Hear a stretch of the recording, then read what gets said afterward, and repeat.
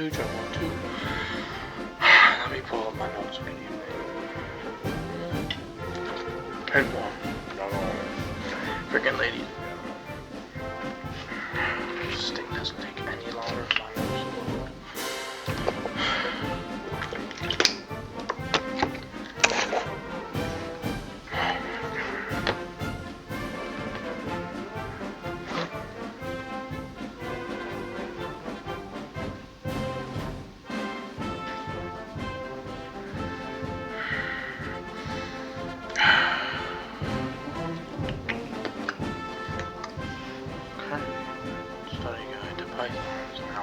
Started. Let's evaluate this positions 1, 2, 3, 4, 5, 6, 7, 8. 1, 2, 3, 4, 5. Make some equal pawns. 2 minor P's, 2 minor B's, major B, major B. Rook's passive. King is biting on granite. Bishop's biting on granite. But potentially can get opened up. This bishop is also biting on granite. And then this knight's in a pretty decent position, potentially soloing a pawn thrust, king, 2 rooks, this. Okay. So, 1963. This is the Python squeeze. Petrosian versus Botvinnik. 1963. The World Chess Championship marked a monumental, amazing shift in chess history. It was the end of the Patriarch era. Mikhail Botvinnik and the Patriarch of Soviet Chess have dominated the world stage for 15 years of scientific and disciplined approach. His opponent, Mikhail Botvinnik, currently in history the world's 9th chess champion of the world, brought a revolutionary style based on prophylaxtic start, stopping the opponent's plan before they even manifesting. This is game 19, was the psychological and competitive turning point of the match. Entering the game, Petrosian took the narrow lead. By winning this encounter, he essentially broke Botvinnik's resistance. While my notes noted a resonance on move 40 and historical Westage, the battle raged into move 56, where President's endgame mastery forced Botvinnik to concede. So, as you can see, this is where Black was able to keep the title and defend. And let's go like this. And let's go and talk about each contender. The challenger was Tigran representing a revolutionary shift in chess theory, while previous chess champions focused on direct-to-cash scientific expansion. Petrosian mastered the art of prophylaxis, preventing the opponent's idea before they can even fork. The origin is Armenian, the first Armenian world champion. His playing style was patronizing and traditional, known for mysterious rook sacrifices or the sacrifices you exchange to blunt the opponent's initiative. And the Iron Tigran's nickname is nearly impenetrable defense and the extreme difficulty of defeating him. The path to the title was the 1962 Canada's tournament, where grueling marathon where he remained undefeated. The legacy is this: he proved safety first could be a lethal weapon. Emphasizes the one must first eliminate all of the opposite's counterplay before proceeding with one's own plan. Now the former champion, Mikhail the Patriarch of Soviet, was the architect of Soviet chess tool. Treated chess as a scientific discipline, emphasizing rigorous, open preparation, physical fitness, and psychological warfare. 1963, he held the title with a brief interruption for 15 years. His profession was an electrical engineer. He applied the same meticulous analysis rigor to chess as he did to engineering. He was classical and methodical, very strong, centrally controlled, and deep pre-game home analysis of the Botvinnik system. His nickname was the Patriarch, a role mentoring to Soviet players, Kafarov and Kasparov. In the title history, he became the champion in 1948, lost his title to Sibzon in 1957 and Tao in 1960, but Fabius won it back both times in immediate rematches. 1963 was the first fight abolishment of the rematch clause, and if Botvinnik lost, he would not be given an automatic second chance, making his last stand. So this is the context. This took in Moscow from March 1963, May, and is widely viewed as the old guard, Botvinnik 51, and the new wave Petrosian 33, which is even above average of the human peak scientific development of the brain. So it's science versus initiative, psychological turning points, and outcome is this. Botvinnik tried to out-calculate attacks on Petrosian and complex structures, but Captain's cat-like sense of danger allowed him to sense threats move before they appeared on the board. The turning point was that he started strong, winning game 1, and Petrov did not panic. He maintained his iron composure, drawing several games and slowly squeezing out the old champions and exhausting him. Petrov's win in game 19, which was analyzed, was the final nail in the coffin. He gave him a 2-point lead with only a few games left, breaking Botvinnik's spirit. So it didn't come as a new champion or a new crown, but it ended the era of classical dominance and began the modern prophylactics. Botvinnik's signs of preparation was finally neutralized by a player who refused to provide a target to hit. So this is the path to salvation, and Botvinnik missed his opportunity. Mikhail Botvinnik fell victim to Petrosian's Python strategy, slow, suffocating squeeze. However, the Iron Dragon left windows of opportunity open. How Botvinnik played with a more tactical aggression and positional precision in 2 critical junctions and moments, the history of 1963 might have been written differently. Now, we can go into move 17, but we're currently at move 12. Petrov played knight to e1, a slow maneuvering, intending to recycle the knight. Botvinnik responded with a passive queen to e7, allowing white to consolidate, and this was the moment for the Cold War explosion. Now, let us find it, and it was suboptimal. Queen e7, developing move that is too slow for the current position and the in dynamic balances. So, let us get started. So, for only multiple candidate moves I can think of now, is only a few things. Is going queen to e1, but what does that do? It dominates the light squares, puts the queens on the opposite color complex of, and fights with the light squares versus the queen. Also, I can go queen to g5 and to put more pressure and put this pawn more as a hook, and put more pressure on the g3 pawn and to put pressure on the f2 pawn. And this knight is misplaced in this defense. So I'm thinking, okay, let me calculate. Queen g5. Let's say queen, probably e2, to fight for the diagonal dark squares. Queen e2. My turn. I'll probably go rook to f7, starting the stack of the a file. Then it'll be king to g2, adding defense to the pawns. King to g2. And then rook a to f8, so stacking up on the rooks. The 2 rooks here, queen slide over, pawn to scissors, keeping the tension. Then it will be knight to f3, continuously defending this pawn and fighting for these dark squares against the bishop and pawn. Then let us think. Queen h5. Queen h5. Then I go with h3 to make another hook pawn. No, black tries to go h3 to shut down another hook pawn on the king side. Then f takes g, then I release the tension. F takes g3. And then it would be f takes g3, f takes f, and then f takes g3. Then takes,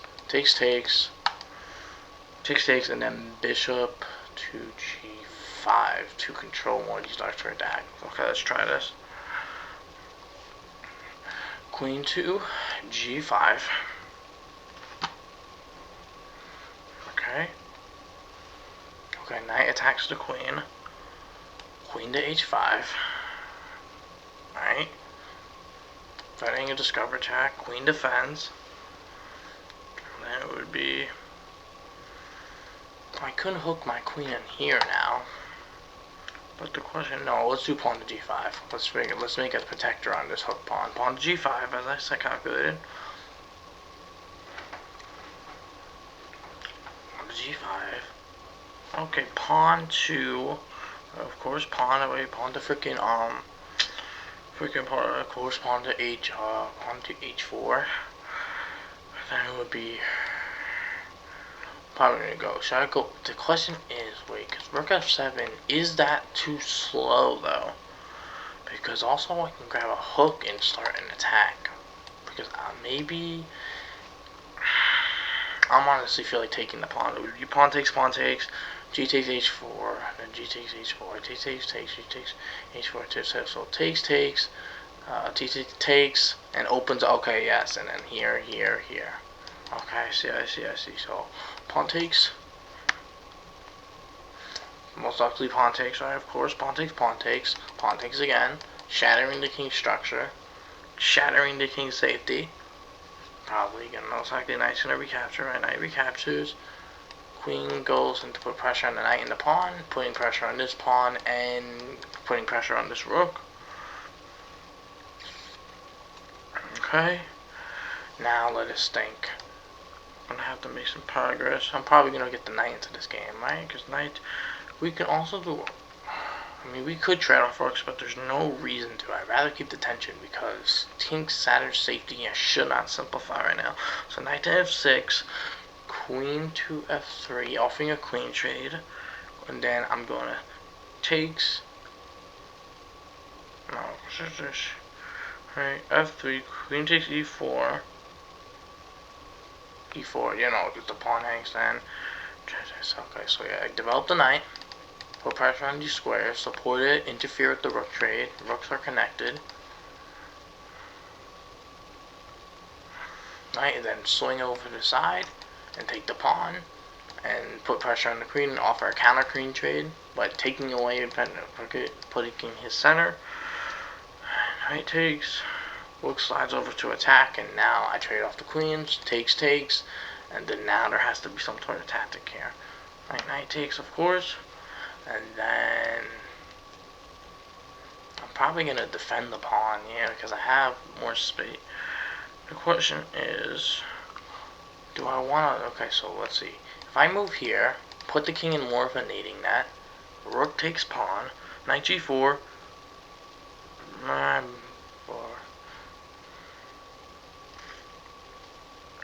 Now, I feel like defending this pawn in the long term would make the most sense. Defending the pawn would be way better. Okay, now I'm going to just shove my knight on this outpost. And then I have this knight on this outpost. Probably going to capture one of these ways. Okay, the bishop reverses itself. Now I go rook lift, knight defends, rook lift. And then also this. Alright, I'm going to just exchange bishops to stop the target. Bishop trade. Right, rook takes, so I'm up a pawn now. Now I just stack up on the rook, and then just stack up on this file, putting pressure on the knight. Right, and I could just simply kick out the knight too. Yeah, let's just kick out the knight. Let's make a forcing move and defend. But the knight's gonna take anyways. Now I'm gonna just relatively pin the knight, get a tactic going, relatively pin the knight to the rook. Even though it's a trade, okay, so takes, now I have to simplify, takes,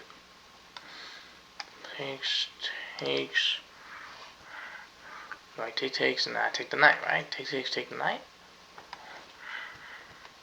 Of course, take knight takes.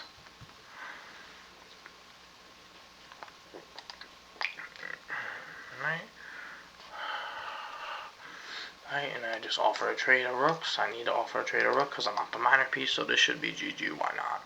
Now this should be a good game. Right, second takes, rook takes, and then I'm up a minor piece, so this is easy winnable now. Let's go. Okay. Alright, I'm gonna just take back. Knight stops just past pawn. And then this should be an easily convertible position. Now I gotta play fast. Now this should be fat. Big GG is guarding these squares, not allowing the king to invade too much. Let me just check with the king's support. Right triangle going.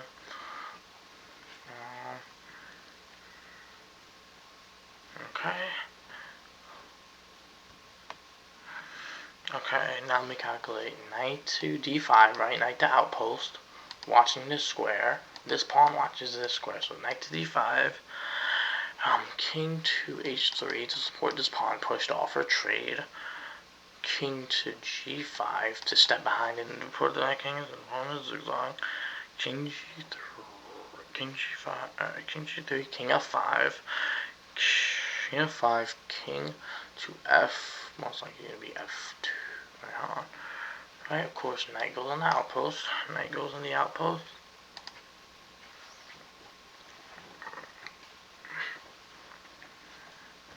Alright, white offers a trade. Now the question is, do I want to? No, because I might have a minor piece, so let's just continue to simplify. Let's continuously simplify. Eventually, one of these pawns are going to be passed, and I have a minor piece, so there's no possible way. Right? Opposition, king's gonna probably try to chase.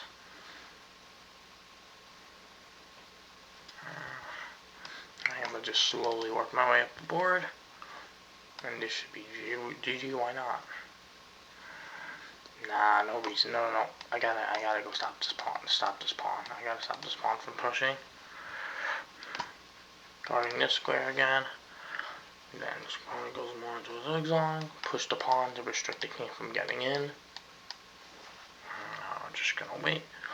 Continuously wait, and I should be winning completely. The question is, how long is this gonna take? I'm gonna get flank opposition. Fight for these 2 squares. I'm gonna try to shoulder the king. I'm gonna try to shoulder it. Alright, king goes back.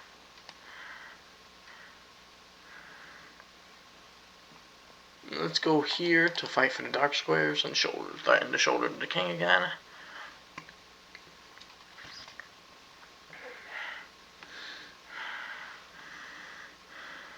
Let's see.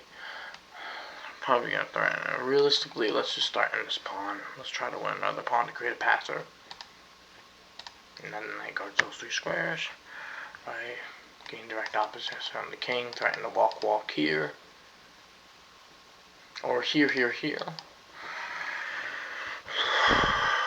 My course king takes.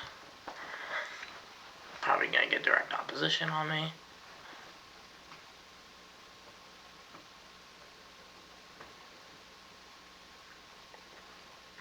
Okay, now let's calculate.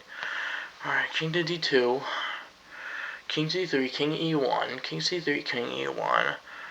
King d1, pawn to d4. King to f2. Oh, let's do king to c3 now. Screw that. Let's just do our old plan. I already threatened to guide the pawn to promotion. Probably gonna try to take.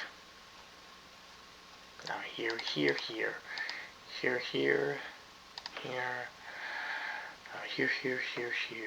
Guarding these squares. The king from entering.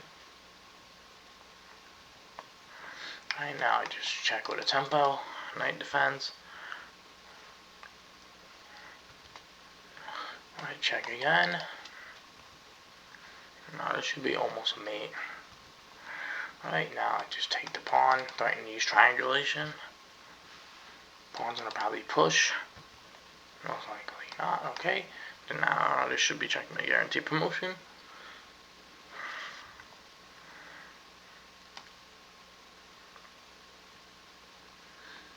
Wait.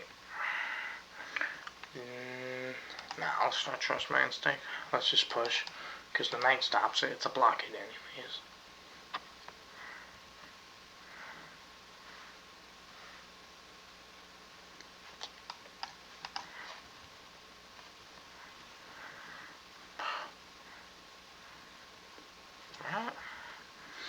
Now, should say, let's just calculate. Let's just do it like this. I think this should be mate in 5. Alright, restrict the king 1 rank. Now I'm gonna threaten my knight to go guard these squares. Threaten checkmate that way. The mate should be unstoppable. Alright, and then should be checkmate. Alright, check. No, check. Oh, checkmate. Yeah, so check. And then it should be mate. Checkmate. Okay, perfect. Beautiful. Now let's calculate, see how I did. So tired. Oh my god. Let's see. Let's grab my notes and let us continue. Okay, so I move 12. Queen to g5. Knight f3.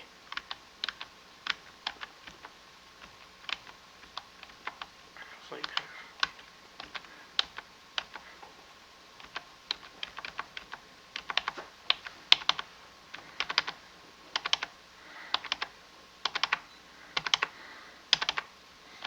Yeah, so I'm a minor piece endgame, yeah.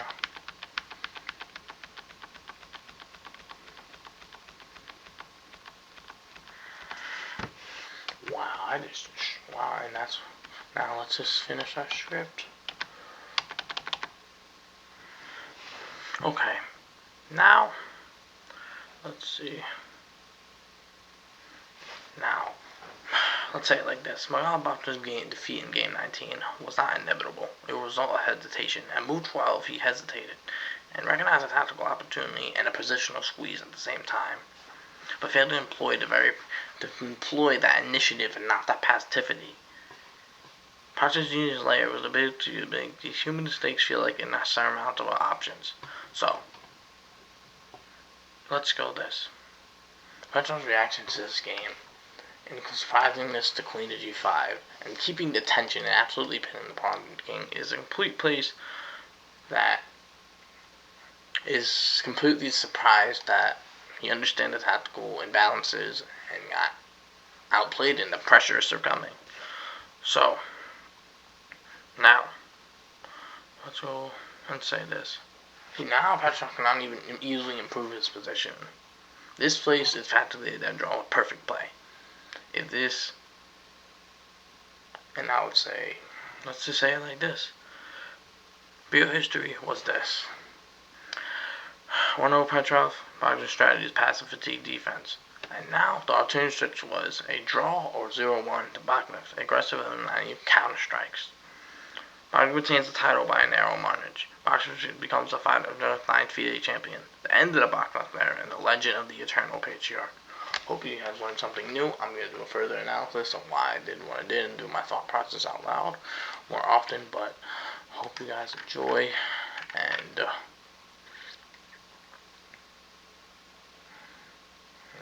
okay, yes.